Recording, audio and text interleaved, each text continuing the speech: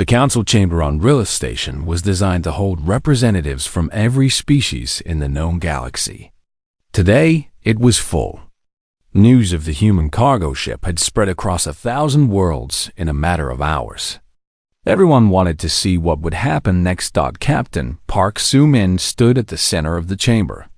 She had cleaned herself up as best she could, but her uniform was still stained with smoke and sweat. She looked small, surrounded by the towering seats of ancient species. But she did not feel small. The Veltari representative spoke first. This human has committed crimes against the Veltari Empire. She attacked one of our ships, stole our property, and caused the death of valuable research specimens. We demand she be handed over for trial. Property, Soo-min said calmly. You call them property. Let me show the council what your property looks like. She activated a display. Images appeared in the air above the chamber. 8 small blue faces covered in wounds. Medical scans showing damage from chemicals and experiments. Recordings of children crying in their cages. The chamber fell silent. These are Nethkai children, Soo-min continued. They were taken from their homes, taken from their families. They were cut open and poisoned and used like laboratory animals. Some of them will never fully recover from what was done to them. The Nethkai are not a recognized species, the Veltari representative said quickly. What we did was perfectly legal under council rules. Then the rules are wrong. A murmur passed through the chamber. The Veltari representative made a sound of disgust. A human lectures us on rules? Your species has been among the stars for barely 2 centuries. We have been building civilizations since before your ancestors crawled out of the ocean. You know nothing of law, nothing of order, nothing of how the galaxy works. Soo-min looked up at him. You are right. We are young. We do not know the old ways. Maybe that is why we can see so clearly how broken they are. She turned to address the full council. Every species here began somewhere small. Every species here was once primitive, without technology, without space travel. If the Veltari had found you then, before you built your ships and your weapons, would they have protected you? Or would they have put you in cages too? No one answered. But many representatives exchanged uncomfortable looks. The Nethkai are intelligent. They have language, culture, families, dreams. The only difference between them and any species in this chamber is time. They have not had enough time to develop technology. And for that crime, they are being kidnapped and tortured. The station master, Vorath Kell, leaned forward. Captain, what do you want from this council? I want the Nethkai to be recognized as a protected species. I want the Veltari research programs to be stopped and investigated. And I want the 8 children on my ship to be returned to their families. The Veltari representative laughed coldly. Impossible. The Nethkai have no representative here. They cannot petition for recognition. The rules, then we will represent them. Every head in the chamber turned toward the voice. The speaker was the human ambassador, a tall woman with gray hair and sharp eyes. She had been silent throughout the proceedings, watching and waiting. Under council law, any recognized species can sponsor another species for protective status. Humanity formally sponsors the Nethkai. We call for an immediate vote. The chamber erupted in argument. Some species supported the motion. Others opposed it. The Veltari representative was shouting about precedent and proper procedure. But through all the noise, something was changing. One by one, other species began to rise. The Rilith. Support the motion. Station Master Vorath Kell declared. The Korath support the motion, said a beetle-like creature. From the upper seats, the Wanderers of the Void. Support the motion, sang a being of living light. More and more voices joined. Species that had competed with each other for centuries found themselves agreeing on this one thing. The images of wounded children had touched something deep within them, something that went beyond politics and power and ancient rivalries. When the vote was called, the result was clear. The Nethkai were granted protected status. The Valkyrie research programs would be investigated, and the 8 children would go home. The Valkyrie representative stormed out of the chamber. He passed by Su Min without looking at her. But Commander Torval, who had been brought from the ship to testify, stopped in front of her. "This is not over," he said quietly. "You have made enemies today that your species cannot afford." Su Min met his gaze without flinching. "Then we will deal with that tomorrow. Today, we saved 8 children. Today, that is enough." Torval had no answer for that. He walked away, his forearms hanging at his sides in defeat. The Gentle Dawn stayed at Rilla Station for 2 weeks while repairs were made. The crew became celebrities. News networks from across the galaxy wanted interviews. Politicians sent messages of support. Children on 100 worlds learned the names of 5 ordinary humans who had chosen to do the right thing. But Su Min did not care about fame. She cared about the moment when a Nethkai ship finally arrived at the station. She cared about watching 8 children run into the arms of their families. She cared about the sounds they made, cries of joy in a language she still could not understand but felt in her heart. The smallest child, the one who had learned 2 human words, stopped before boarding her ship. She looked back at Su Min, at Dong Haiyan, at the crew who had saved her. She pressed her small hand against her chest. Then she extended it toward them, palm open. Su Min did not know what the gesture meant, but she copied it anyway. The child smiled. Then she turned and ran to her mother, and she was gone. Dong Haiyan wiped his eyes. "What does that gesture mean? Does anyone know?" "I looked it up," Mira said softly. "It means, I give you my heart." It is the highest thanks in their culture. They stood there in silence, watching the Nethkai ship depart. Then J1 took a deep breath and clapped his hands together. "So, Captain, what do we do now?" Su Min looked at her crew. She looked at her damaged ship. She looked at the endless stars beyond the station windows. "Now we finish our delivery," she said. "There are colonists waiting for medicine. People depending on us. We have a job to do. And after that?" She smiled. "After that, we find the next person who needs help. And we help them. That is what we do. That is what we have always done. That is what makes us human." The Gentle Dawn left Rilla Station 3 days later. Its cargo hold was still full of medicine and supplies. Its engines were repaired and running better than before. Its crew was tired but proud. They were nobody special. Just 5 ordinary people doing an ordinary job. But they had proven something that the galaxy needed to remember. Kindness was not weakness. Compassion was not foolishness. And sometimes, the smallest ship in the darkest space could carry the brightest light. The stars stretched out before them, full of danger and wonder and endless possibility. Captain Park Su Min leaned back in her chair and smiled. "Take us home, Mira." "Yes, Captain." The Gentle Dawn flew on, toward the next horizon, toward the next adventure, toward whatever came next. And somewhere in the galaxy, 8 children were safe because 5 humans had refused to look away. That was the story. That was always the story. It was the only story that mattered. We take care of each other. That is what makes us strong. The Kreth delegation stayed at the palace for 3 more days. They said they wanted to discuss trade and borders, but Zara knew better. They were watching. They were testing. They were looking for weakness.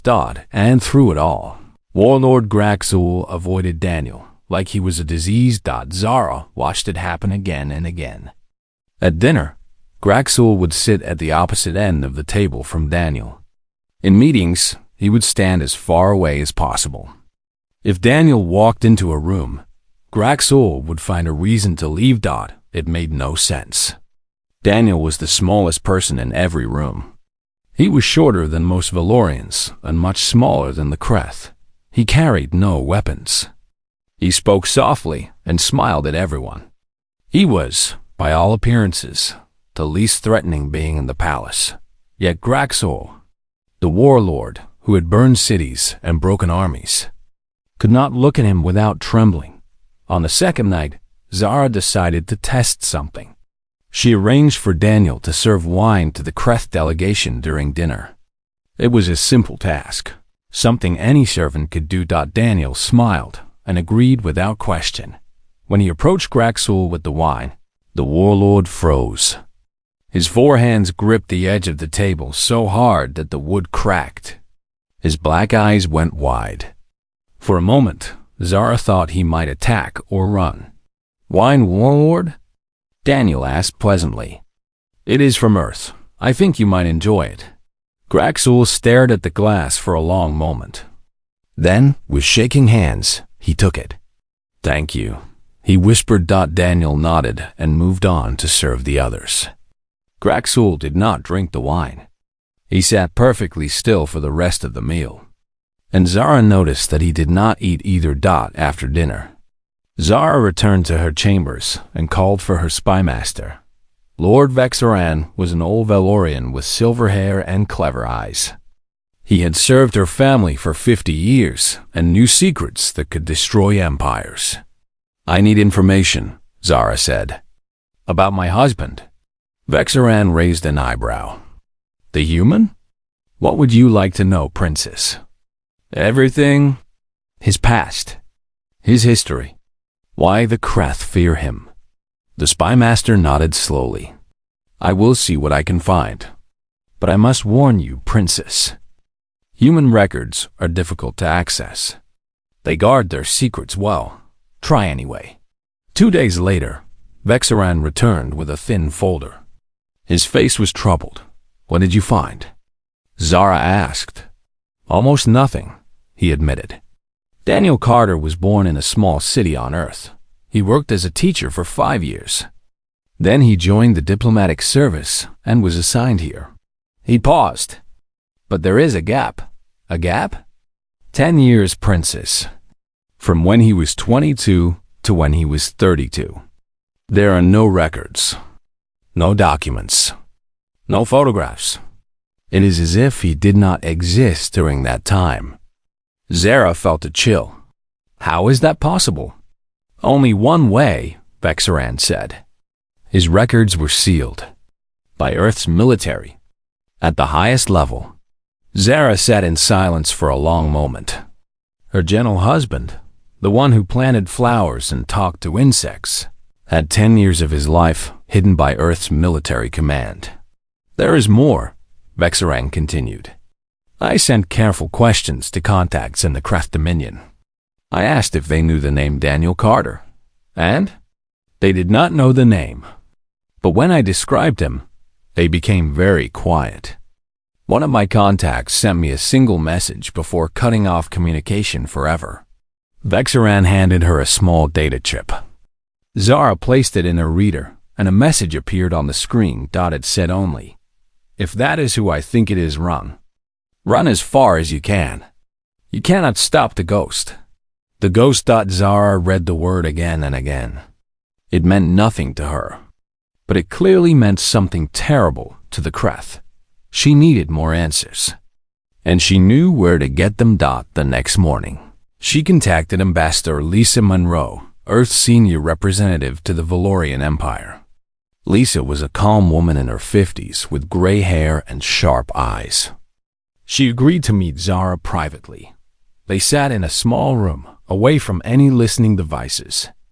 Zara decided to be direct. "Ambassador, I need to know about my husband's past." Lisa's face went still. "What do you mean, princess?" "I mean the 10 years that are missing from his records. I mean why the Kreth are terrified of him. I mean why they call him the ghost."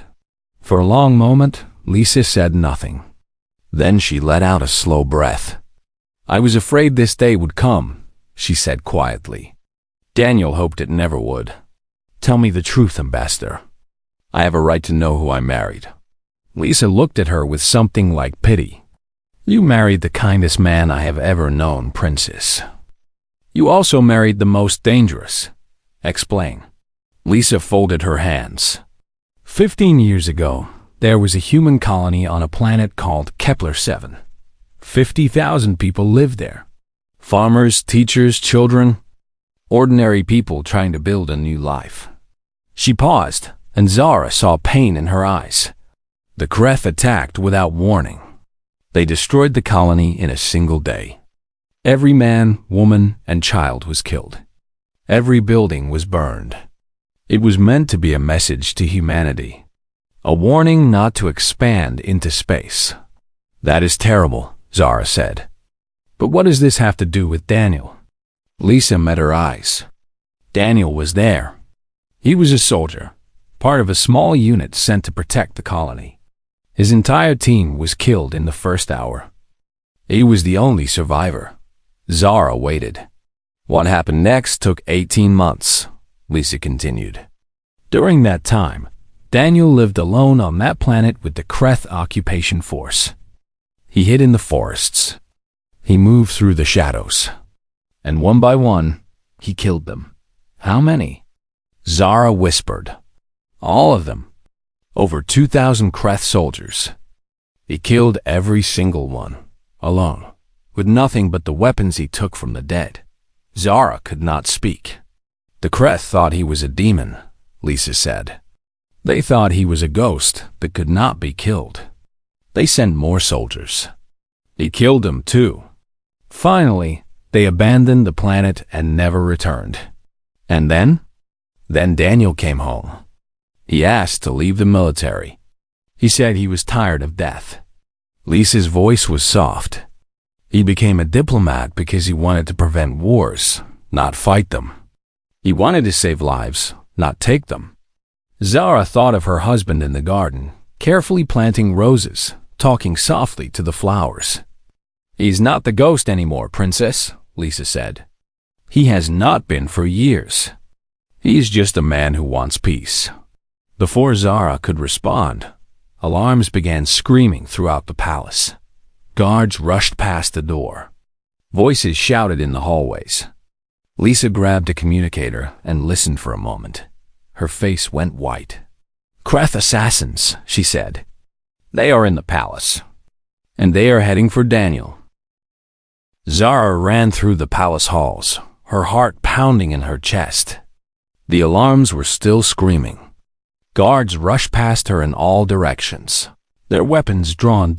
She had to find Daniel. Ambassador Lisa ran beside her, speaking rapidly into her communicator. All Earth personnel, this is Ambassador Monroe. We have a hostile situation. Locate Daniel Carter immediately. Where is he? Zara demanded. He was in the East Garden, a guard reported. But the assassins came from that direction. We have lost contact with the guards posted there. Zara ran faster. The East Garden was on the other side of the palace. She had to reach him in time. They turned a corner and stopped. 3 Valorian guards lay on the floor. They were not moving. Their armor had been cut through like paper. Kreth vibroblades, Lisa said grimly. Military grade. These assassins are professionals. Zara felt fear wrap around her heart. Daniel was out there somewhere, alone, against trained killers with weapons that could cut through almost anything. They continued forward, following the trail of fallen guards. More bodies. More blood. The assassins were cutting a path through the palace. Then Zara heard voices ahead. She slowed down and approached carefully. She could see into a wide corridor through an open doorway. Daniel stood in the middle of the corridor. His hands were at his sides. His face was calm. Around him stood 5 Kreth assassins. They were massive, covered in dark scales and scars. Each one held a vibroblade that hummed with deadly energy. The ghost, one of them hissed. We finally found you. Daniel tilted his head slightly. I think you have made a mistake. I am just a diplomat." The assassin laughed. "You killed my father on Kepler-7. You hung his body from a tree as a warning. Do you think I would forget your face?" "I am sorry for your loss," Daniel said quietly. "Truly, but that war is over. Not for us. Not until you are dead." The 5 assassins moved forward, their blades raised. Zara wanted to scream. She wanted to rush in and help. But Lisa held her back. "Watch," the ambassador whispered. Daniel did not move. He stood perfectly still as the assassins charged. Then everything happened at once. Zara had enhanced Valorian vision. She could see things that moved too fast for other species. She had watched trained warriors fight at speeds that seemed impossible. She did not see Daniel move. One moment, the 5 assassins were charging. The next moment, they were on the floor. Dead. Daniel stood in the same spot, his hands still at his sides. There was no blood on him. He was not even breathing hard. Zara stared. She could not understand what she had just seen. Or rather, what she had not seen. "How?" she whispered. "He is faster than anything I have ever encountered," Lisa said quietly. "The scientists tested him after Kepler-7. They could not explain it. Some humans, when pushed to the absolute limit, become something more." Daniel spent 18 months in hell. He came out as something that should not exist. More assassins appeared at the end of the corridor. 10 of them this time. They saw their fallen comrades and hesitated. Daniel turned to face them. "You should leave," he said. His voice was still gentle, still kind. But there was something beneath it now. Something cold. "I do not want to hurt anyone else." One of the assassins laughed nervously. "There are 10 of us and 1 of you, Ghost. Even you cannot defeat those odds." Daniel was quiet for a moment. Then he spoke again, and his voice had changed. It was flat and empty, like the voice of a machine. "On Kepler-7, I killed 37 soldiers in a single night. I moved through their camp like smoke. They did not see me. They did not hear me. They only knew I was there when their friends started dying." The assassins shifted uncomfortably. "I gave you a chance to leave," Daniel continued. "I will not give you another." He moved. Zara watched this time. She focused all her enhanced senses, trying to track his movements. She saw flashes, glimpses of motion. A hand striking a throat. A body falling. A blade turned against its owner. In 8 seconds, 10 assassins were dead. Daniel stood among the bodies, still calm, still peaceful. He looked at his hands for a moment, then wiped them on his shirt. "Daniel!" Zara called out. He turned to face her. For a moment, his eyes were different. Cold and distant, like a predator looking at prey. Then the warmth returned, and he was her husband again. "Zara," he said. "Are you hurt?" "No, I am fine." She walked toward him slowly. "Daniel, I know. I know about Kepler-7. I know about the ghost." He was silent for a long moment. Then he nodded. "I was going to tell you," he said quietly. "Eventually.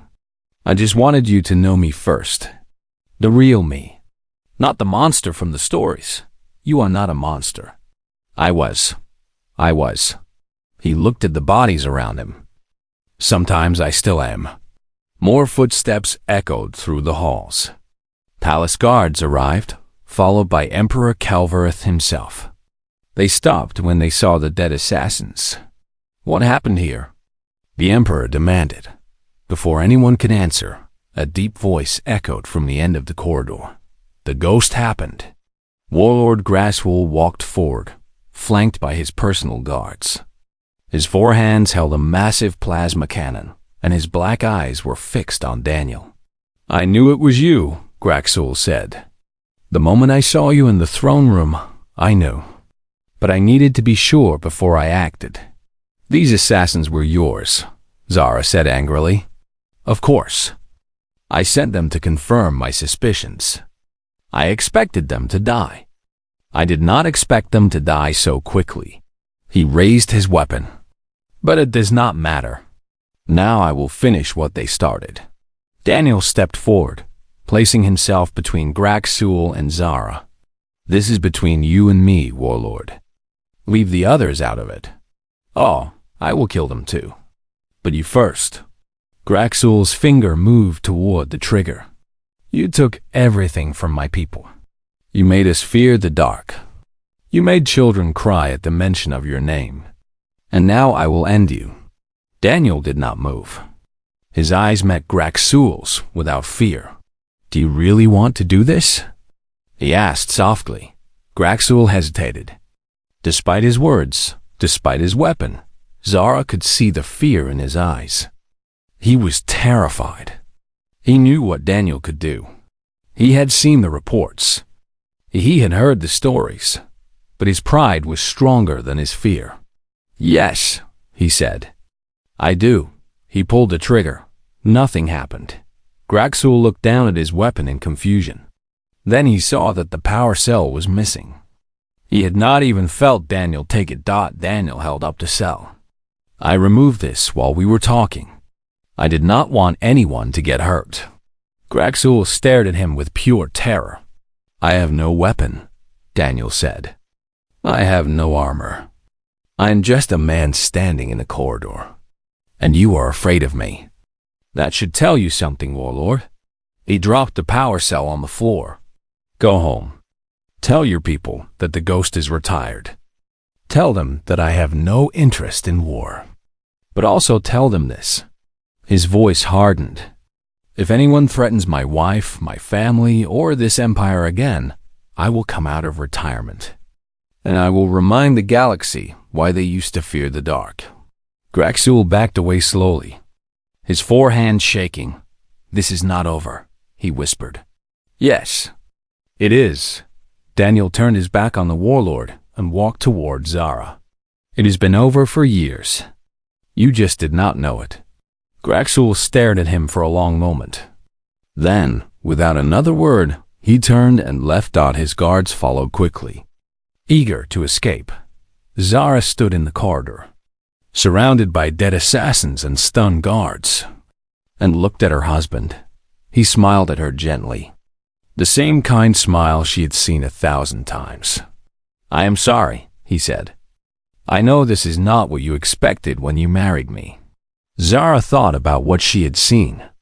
The speed, the efficiency, the cold emptiness in his eyes when he fought.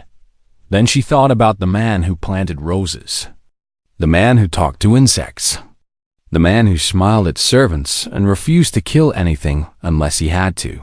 She reached out and took his hand. I think I'm only now beginning to understand what I married, she said. But I am not afraid. Daniel squeezed her hand gently. Thank you, he whispered. You have no idea what that means to me. The palace was in chaos. Guards ran through the halls, checking every room and corridor. The Emperor had ordered a complete lockdown. No one entered or left without permission. Zara stood in her father's private council chamber, listening to the reports. The Kreth delegation had left the planet within an hour of the confrontation. Warlord Graxul had not spoken to anyone. He had simply boarded his ship and fled. This is an act of war, one of the generals said. They sent assassins into our palace. We must respond. With what? Another advisor asked. The Kreth fleet outnumbers ours 3-1. A direct war would destroy us. Emperor Kelvareth raised his hand for silence.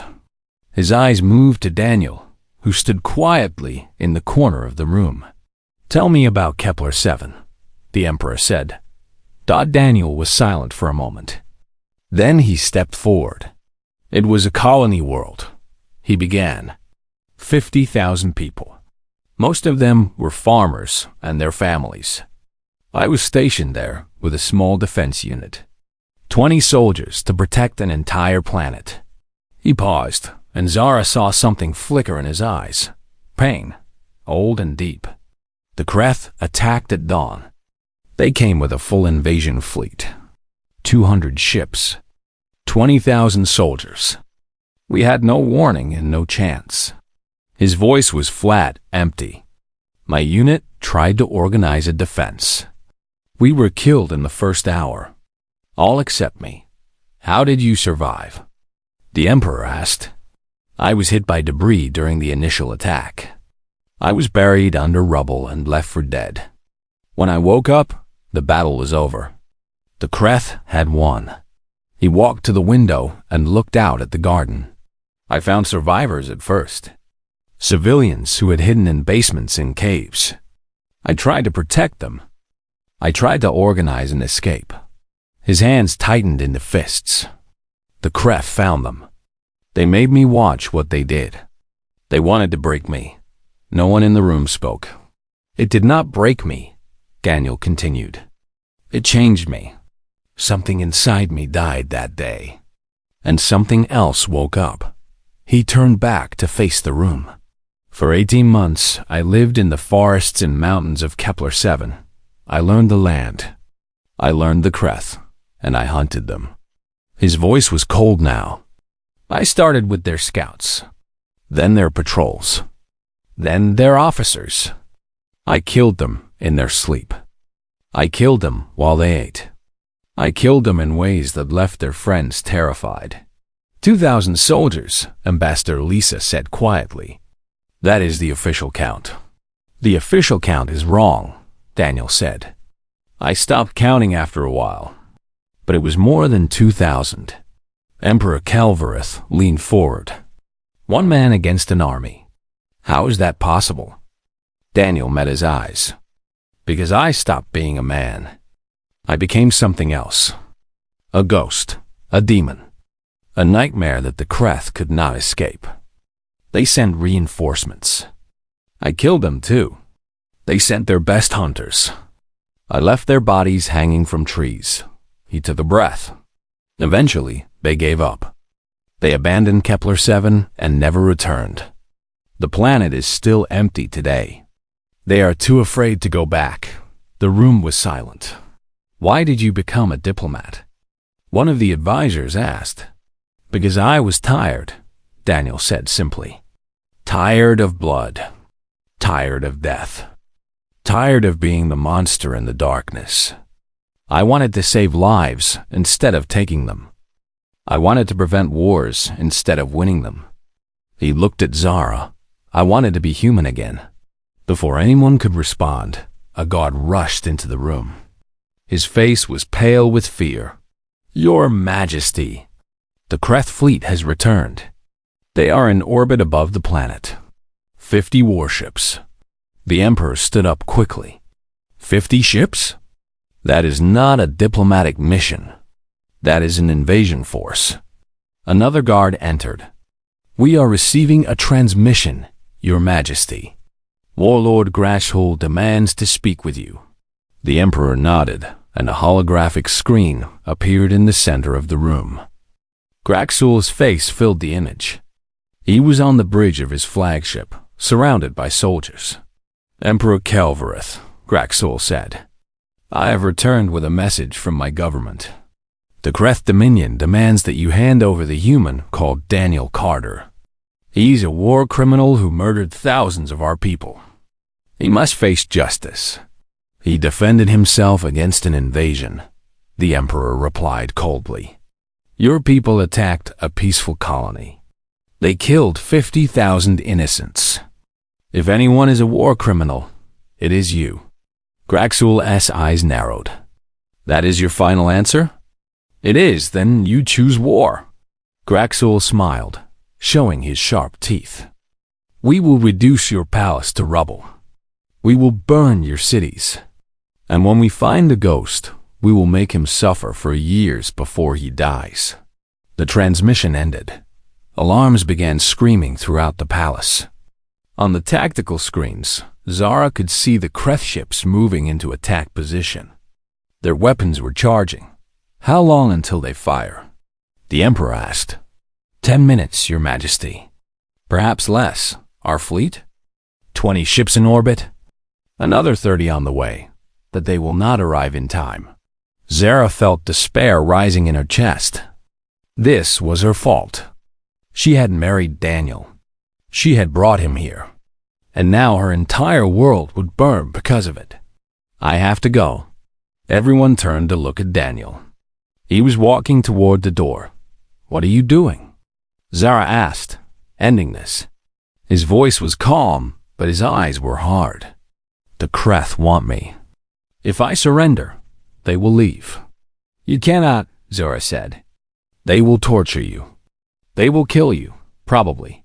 He smiled at her gently. But your people will live. That is worth my life. No. Zara grabbed his arm. I will not let you. Daniel looked at her with such kindness that it broke her heart. I spent years running from what I am, he said softly. I pretended that I could leave the ghost behind. But he was always there, waiting. Maybe it is time I stopped running. He kissed her forehead gently. I love you, Zara. I should have said that sooner. Then he walked out the door. Zara tried to follow, but palace guards held her back. She screamed and fought, but they were too strong. Let him go, daughter, the emperor said. His voice was heavy with something that might have been respect. This is his choice. On the tactical screens, Zara watched a small shuttle launch from the palace and fly toward the Kreth fleet. Daniel was on board, alone. The Kreth ships stopped charging their weapons. They watched the shuttle approach. Then Graxul's voice came through the communication system. The ghost surrenders himself. Stand down and prepare to receive him.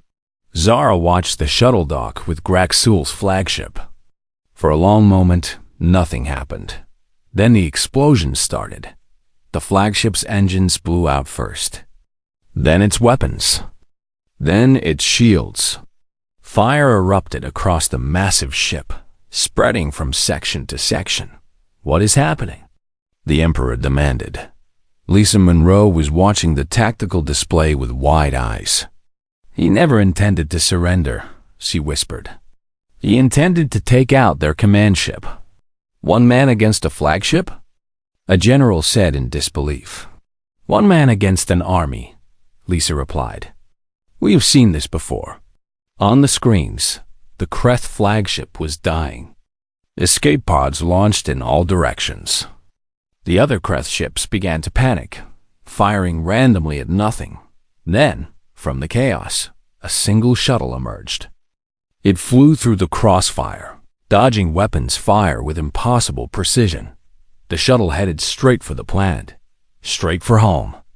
Zara watched it descend through the atmosphere. She watched it land in the palace courtyard. She pushed past the guards and ran outside. Daniel stood beside the shuttle. His clothes were torn and burned. Blood ran down his face from a cut on his forehead. But he was alive. He was alive. Zara threw herself into his arms. You fool, she cried. You absolute fool. Daniel held her tightly. I told you I would end it. Behind them, the Kreth fleet was retreating. Without their flagship and their warlord, they had no will to fight. They jumped to hyperspace one by one, fleeing from the nightmare that had destroyed their leader. Daniel watched them go. It is over, he said quietly. Finally, it is over. Zara looked up at him. His eyes were tired. So tired. Come home, she said. Let me take care of you. Daniel nodded slowly. Home, he repeated, as if the word was new to him.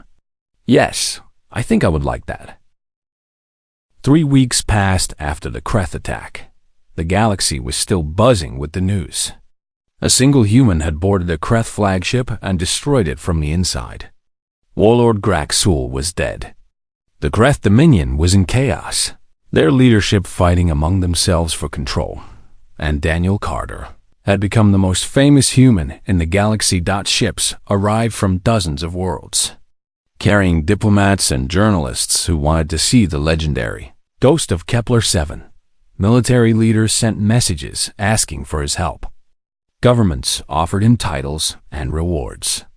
Some even offered him command of their armies. Daniel refused them all. He spent his days in the garden, planting flowers and tending to the plants he had brought from Earth. He wore simple clothes and dirt under his fingernails. He smiled at servants and talked softly to the children who came to stare at him. Zara watched him from the balcony, just as she had done months ago. But now she saw him differently. Now she understood. Her father, Emperor Calverth, stood beside her. "He is a strange man, your husband," the Emperor said. "Yes," Zara agreed. "I have commanded armies. I have fought in wars. I have killed enemies with my own hands." The Emperor paused. "But I have never seen anything like him. He could conquer worlds if he wanted to. He could build an empire. Instead, he plants flowers. That is why I love him," Zara said. The Emperor looked at her with surprise. It was the first time she had said those words out loud. "Love," he repeated. "I thought this was just a political arrangement." It was, at first. But things have changed. The Emperor nodded slowly. "I think perhaps we sent Earth the wrong princess. You might be the only one in the galaxy who can match that man." Zara smiled. "I think you might be right." That evening, Zara found Daniel sitting in the garden as the sun set. His roses had finally bloomed, red and beautiful against the alien landscape. She sat beside him and took his hand. "I spoke with Ambassador Lisa today," she said. "Earth has officially thanked the Valorian Empire for protecting their diplomat. They are calling you a hero." Daniel laughed softly. "I am no hero. I am just a man who has made many mistakes. You saved this planet. I put it in danger in the first place." He looked at the roses, his eyes distant. "Every death on that flagship, every Crest soldier I killed, they all had families too. They had children who will never see their fathers again. I tell myself it was necessary, but I wonder." Zara squeezed his hand. "You did what you had to do." "That is what I told myself on Kepler 7, night after night, as I hunted them through the darkness. I told myself it was necessary, that they deserved it, that I had no choice." He shook his head. "But there's always a choice. I chose to become a monster, and sometimes I wonder if I can ever truly stop being one." They sat in silence for a moment. "When I watched you fight those assassins," Zara said carefully, "I saw something in your eyes. Something cold and empty. It frightened me." Daniel nodded. "The ghost. He's always there, under the surface, waiting. When I fight, he comes out. And part of me worries that someday he will not go back. But he did go back. Every time, so far." Zara turned to face him fully. "Daniel, I need you to understand something. I do not love you despite who you are. I love you because of who you are. All of you. The gardener, the diplomat, the ghost. They are all part of the same man." Daniel looked at her with something like wonder. "How can you say that? You have seen what I can do. You know what I have done. I have also seen you refuse to kill a warlord who tried to murder you. I have seen you plant flowers and talk to insects. I have seen you smile at children and help servants carry heavy loads." She touched his face gently. "The ghost is part of you. But so is the kindness. So is the gentleness. And you choose the kindness every single day. That takes more strength than any battle." Daniel's eyes glistened. "I do not deserve you." "Perhaps not," Zara said with a small smile. "But you have me anyway. So you will have to deal with it." He laughed, a real laugh, and pulled her close. "I love you," he said. "I think I loved you from the moment we met. I was just too afraid to say it." "I know," she replied. "I was afraid too." They held each other as the sun disappeared below the horizon. A few days later, a group of Valorian children came to the palace for a tour. They were young, barely more than infants by Valorian standards, and they were fascinated by everything. When they reached the garden, they found Daniel on his knees, planting new flowers. "Who is that?" One of the children asked their teacher. "That is Daniel Carter," the teacher said. "The princess's husband. Is he the scary warrior?"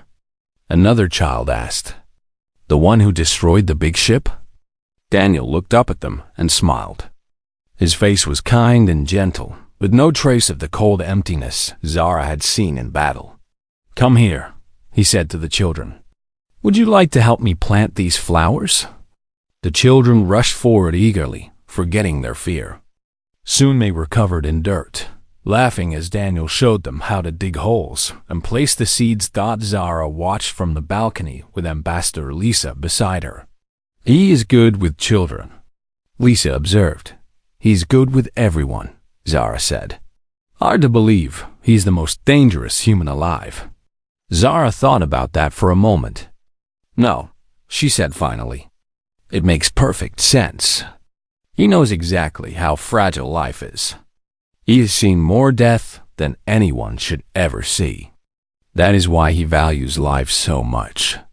That is why he is so gentle." Lisa nodded slowly. "I think you understand him better than anyone ever has." "I am learning," Zara said below. One of the children tugged on Daniel's sleeve. "Are you really a scary warrior?" the child asked. Daniel looked at the small face staring up at him. Then he smiled and ruffled the child's hair. "I am just a gardener," he said. "A gardener who loves his wife." The child seemed satisfied with this answer and went back to planting flowers. Zara felt warmth spread through her chest. This was the man she had married. Not the ghost, not the monster. Just a kind, gentle soul who had seen too much darkness and chose to bring light into the world instead. She walked down to the garden and joined them. Daniel looked up at her and smiled, dirt on his cheeks and flowers in his hands. "Want to help?" he asked. "Always," she replied. As the day went on, the galaxy continued to spin. Wars were fought and won. Empires rose and fell. The Kreth Dominion crumbled without Grassul's leadership, but in a small garden on a distant world, a princess and her human husband planted roses together, surrounded by laughing children. The most dangerous man in the galaxy had found peace, and that was enough. The news spread across the stars in the months that followed. The ghost of Kepler 7 had retired for good. He wanted no wars, no battles, no conquests. He just wanted to live quietly with his wife and tend his garden. Some called him a coward for turning away from violence. Others called him wise. But everyone agreed on one thing. If the ghost ever came out of retirement, the galaxy would tremble. Fortunately, Daniel Carter had no intention of letting that happen. He had spent too many years as a weapon. Now he wanted to be something else. A husband, a friend, a gardener. And perhaps, someday, a father. Zara found him in the garden one morning, staring at the roses with a thoughtful expression. "What are you thinking about?" she asked. Daniel smiled at her. That warm, gentle smile she had come to love. "The future," he said. "Our future." Zara took his hand and stood beside him. "It will be a good one," she said. Daniel nodded. "Yes," he agreed. "I think it will." They stood together in the sunlight, watching their roses bloom. The ghost was finally at rest, and the man he had always wanted to be had finally come home.